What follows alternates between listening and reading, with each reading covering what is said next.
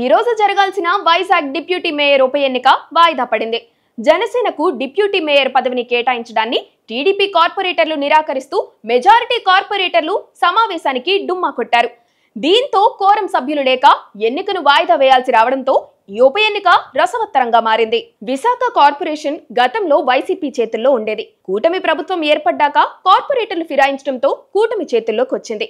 Mayor గా TDP corporator ఎన్నికయ్యారు. Deputy mayor స్థానం కోసం కూడా టీడీపీలో గట్టి పోటీ ఉంది. తమకు ఇవ్వాలని పట్టుపడుతున్నారు.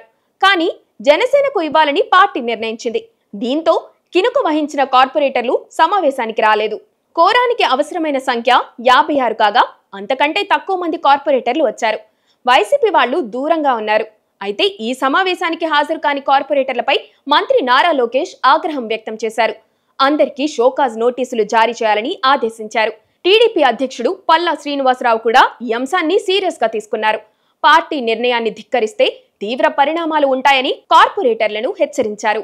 తదుపరి జరిగే సమావేశానికి హాజరు కాకపోతే ఇక పార్టీలో సభ్యులున్న సంగతిని మర్చిపోవచ్చని హెచ్చరికలు పంపించారు.